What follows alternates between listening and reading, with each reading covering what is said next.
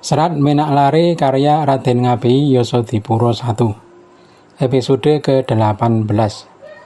Arya Maktal bertanding memanah melawan Raja Irjan. Raden Maktal sudah masuk kota Medayin. Wabru digotong di depan. Raden Maktal mengawal di belakang. Orang-orang berbondong-bondong menonton binatang wabru yang selama ini membuat takut. Melihat wabru yang demikian besar, orang-orang takjub kepada kesatria yang mampu menangkapnya.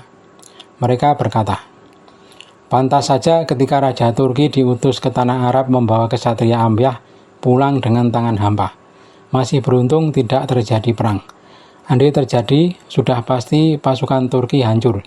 Para prajuritnya cakap-cakap, panglimanya juga gagah. Pantas sang raja memanggilnya untuk menghadap ke Medayin. Seseorang menyahut, itu bukan kesatria Ambyah yang perkasa, itu baru utusannya. Dia kesatria Ngalabani yang bernama Raden Maktal.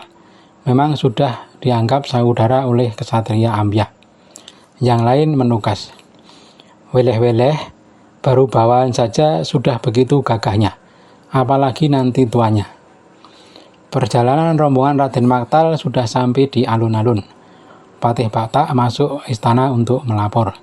Sang raja berkata, segera suruh menghadap kepadaku. Raden Maktal sudah menghadap sang raja. Sang raja menyambut dan menyuruhnya maju ke depan. Si wabru disuruh membawa sekalian. Sang raja ingin menyaksikan binatang buas yang selama ini merongrong ketentraman. Raden Maktal menyembah dan mempersilahkan sang raja melihat wabru. Ketika wabru sudah di hadapan sang raja, sangat takjub Sri Maharaja Nusirwan. Sang raja berkata, bagaimana bisa ditangkap binatang ini? Raden Maktal berkata, binatang ini kami temukan sedang tidur. Raden Ambyah lalu membangunkannya dengan ajian gertak. Seketika dia bangun dan mengamuk. Si wabru menerjang Raden Ambyah. Raden Ambyah menghindar sambil meraih telinganya, lalu dipuntir lehernya. Seketika si wabru mati. Sang raja menggeleng-gelengkan kepala. Duh, hanya orang pemberani yang bisa melakukan itu. Hei kesatria, engkau sendiri apa hubunganmu dengan si Ambyah? Raden Maktal berkata, saya abdi putra paduka Raden Ambyah. Panembahan Betal Jemur berkata, dia kesatria dari Ngalabani yang suka menggembara. Sudah lama bersaudara dengan Raden Ambyah. Dia seorang perwira tangguh yang ahli memanah. Sang raja merasa lega. Dalam ruang pertemuan itu ada seorang kesatria Medayin bernama Irjan.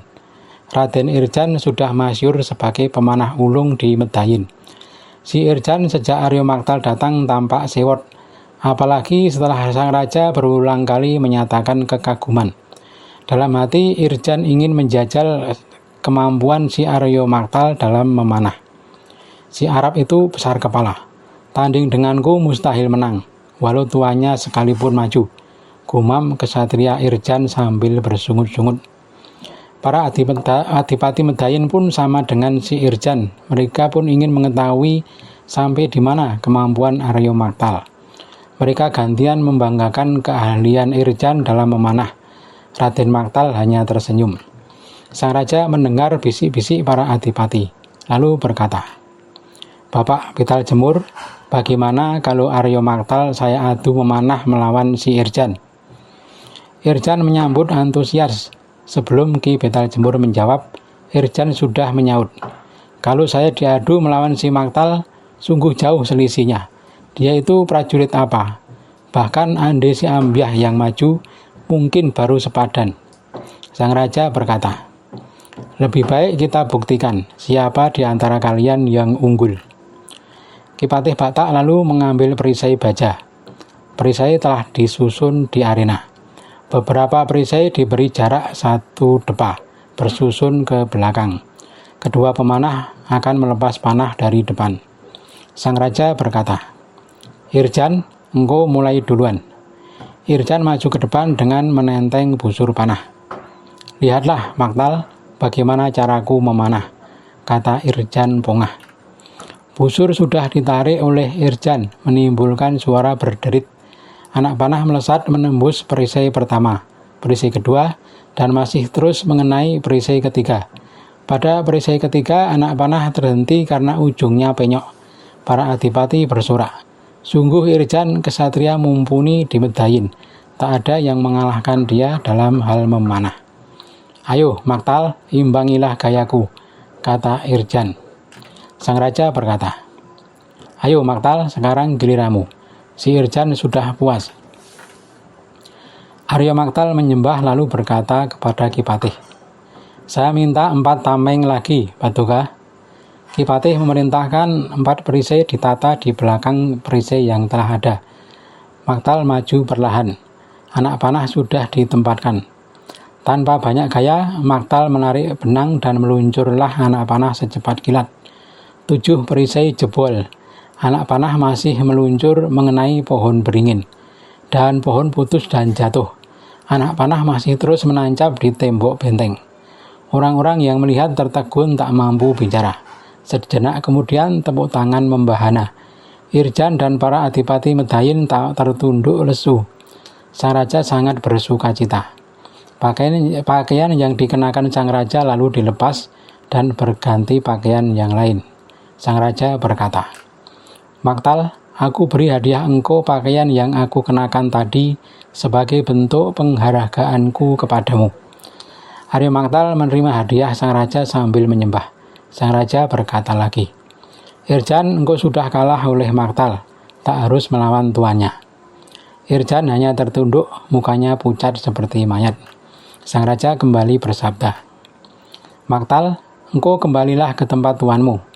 Sudah aku terima persembahannya berupa binatang wabru yang selama ini mengganggu penduduk Medayin.